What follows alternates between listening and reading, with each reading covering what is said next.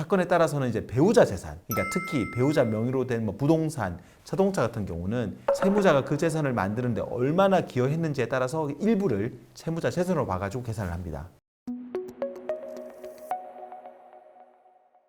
새로운 도학을 꿈꿉니다. 기사회생TV 김민수 변호사입니다. 빚 때문에 개인회생 알아보는 분들은 처음에는 내가 과연 회생 통과될 수 있을까? 이걸 궁금해하다가 이제 회생을 조금 더 알게 되면은 그때부터는 내 변제금은 얼마를 댈까? 이걸 가장 궁금해합니다. 사실 개인회생은 신청 자격을 갖추고 딱히 다른 문제만 없으면 통과 자체가 어렵진 않아요. 그래서 회생은 단순히 통과되느냐가 문제가 아니라 변제금을 얼마로 정해서 통과되느냐가 핵심입니다. 이렇게 중요한 변제금을 결정하는 데에는 크게 4가지 요소가 작용합니다. 하는데요. 오늘은 변제금을 계산하는 방법과 변제금 액수를 결정짓는 이 4가지를 설명드릴 테니까 이걸로 회생에 대한 뼈대를 잡으면 내 변제금이 얼마가 될지 어느 정도 가늠해 볼 수 있을 겁니다.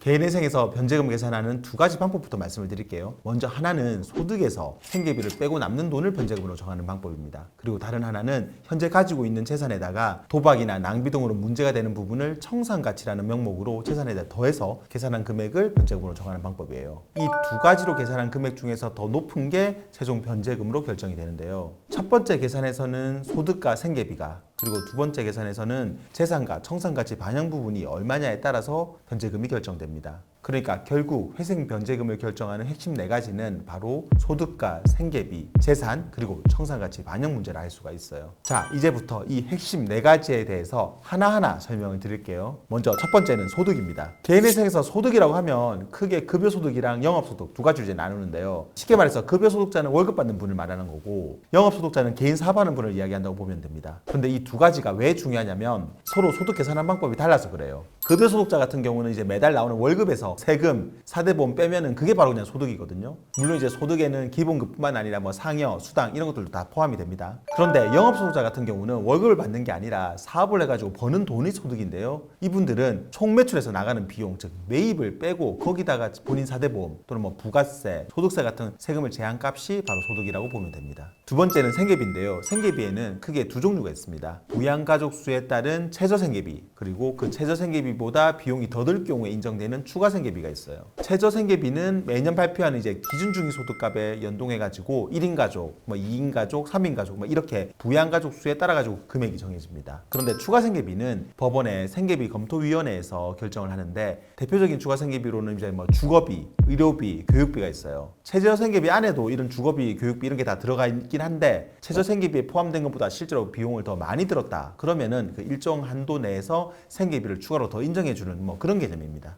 부양가족에 따른 최저생계비랑 또는 이 추가생계비를 다 합한 금액이 최종 내 생계비가 된다고 보시면 돼요. 다음으로 세 번째는 재산인데요. 보통 내 명의로 된 뭐 부동산, 자동차, 뭐 예금, 또 뭐 주택 사업장 보증금, 또 보험회학 환급금, 퇴직금 이런 것들을 다 말합니다. 그런데 이걸 다 합해가지고 총 재산이 얼마인지를 계산을 하게 되는데 다만 이제 여기서 이제 예금 같은 경우는 185만 원, 또 보험회학 환급금은 150만 원, 퇴직금은 2분의 1을 재산에서 빼줍니다. 퇴직연금은 아예 그냥 전액이 재산에서 다 공제가 돼요. 그리고 주택 임대차 보증금 같은 경우는 각 지역별로 소액 임차인 최우선 변제금에 해당되는 금액은 보증금에서 빼고 나머지만 재산으로 봅니다. 대개 여기까지가 다 내 재산인데 사건에 따라서는 이제 배우자 재산, 그러니까 특히 배우자 명의로 된 뭐 부동산, 자동차 같은 경우는 채무자가 그 재산을 만드는데 얼마나 기여했는지에 따라서 일부를 채무자 재산으로 봐가지고 계산을 합니다. 이 부분은 반영 비율이 이제 법원마다 다 다르니까 내가 신청을 하려는 그 법원의 스타일을 미리 체크해 둬야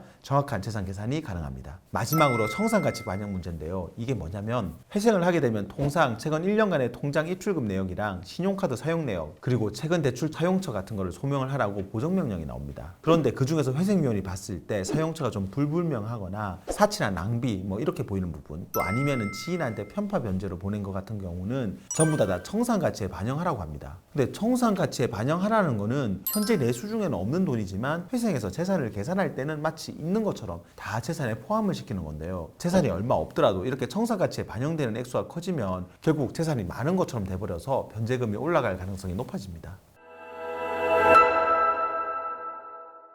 오늘은 변제금을 결정하는 핵심 4가지인 소득과 생계비, 재산, 그리고 청산가치 반영 문제에 대해서 설명을 드렸는데요. 결국 변제금을 최소화하려면 소득은 적을수록, 그리고 생계비는 많을수록 좋고요. 재산이랑 청산가치 반영 부분도 적으면 적을수록 좋습니다. 지금까지 말씀드린 이 네 가지는 보통 고정되어 있다 보니까 내 마음대로 바로 바꿀 수는 없어요. 그래서 변제금을 줄이고 싶은데 이런 부분이 문제가 된다면 이 네 가지 요소를 수정, 보완할 수 있는 어느 정도의 기간을 두고 천천히 회생이 들어가는 것도 하나의 방법입니다. 영상 도움되었다면 구독과 좋아요 그리고 알림 설정 부탁드리고요. 추가로 궁금한 점 있으면 아래 댓글이나 법무부인 김현 파트너서 전화 주시면 친절히 답변 드리겠습니다. 다음에도 더 좋은 주제로 찾아뵙겠습니다. 감사합니다.